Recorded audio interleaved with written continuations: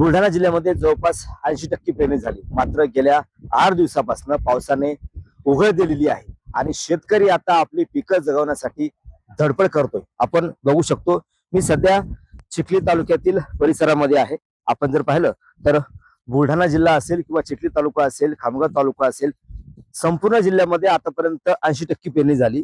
मात्र पाऊस नसल्यामुळं 20% शेतकऱ्यांची पेरणी रखडलेली आहे आणि ज्या शेतकऱ्यांनी आपल्या शेतामध्ये पेरणी केली आहे तो शेतकरी आता आपली पिकं जगवण्यासाठी धडपड करतोय.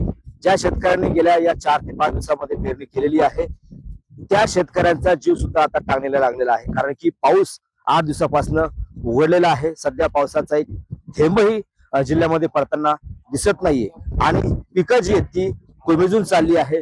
उन्हाळ्यासारखं ऊन तापतंय. आपण जर पाहिलं तर मागील उन्हाळ्यामध्ये सुद्धा जवळपास 45 डिग्री सेल्सिअस पर्यंत तापमान गेलं होतं. आता सुद्धा पाऊस उशिरा आला असला आणि शेतकऱ्यांनी पेरणी जरी केली असली तरी मात्र आता पिकं जगवण्यासाठी शेतकरी जो आहे तो धडपड करताना दिसतोय. आपल्या शेतामध्ये शेतकऱ्यांनी म्हणजे ज्या शेतामध्ये मी उभा आहे त्या शेतामध्ये सोयाबीन आणि तूर पेरलेली आहे आणि त्या शेतामध्ये सध्या आपली पीक जगवण्यासाठी शेतकऱ्यांनी स्प्रिंकलरची व्यवस्था केली आहे. जवळपास 8 दिवसाच्या नंतर आता शेतकरी जो आहे तो आपली पिकं जगवण्यासाठी धडपड करतोय. आपल्यासोबत शेतकरी आहे.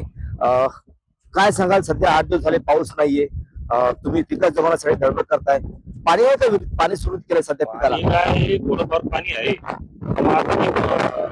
गिरणीची उशिरा झाल्यामुळं ते थोडंफार आता ते जगव काय 1-2 घंटा चालले असं फिरो फारो करणं, त्याच्यामुळं काय थोडं आता पिकायला थोडं सध्या पाऊस झाला पाणी जिरलंच नाही, काही कळलंच नाही शिल्लक. आता जे आहे ते विहीर येतं साचवलं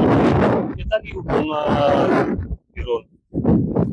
नक्कीच. जोपर्यंत विहिरीमध्ये पाणी आहे तोपर्यंत शेतकरी आपल्या पिकांना पाणी देणार आहे, कारण की सध्या पाऊस उघडलेला आहे, ऊन तापतं आहे. मात्र पिकांना जगवण्यासाठी शेतकरी आता धडपड करताना आपल्याला दिसत आहे.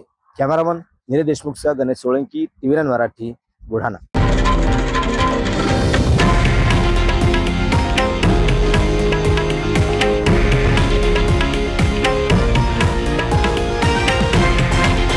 हे आहे देशातील नंबर 1 न्यूज नेटवर्क आणि आपण पाहत आहात TV9 मराठी, एकमेव.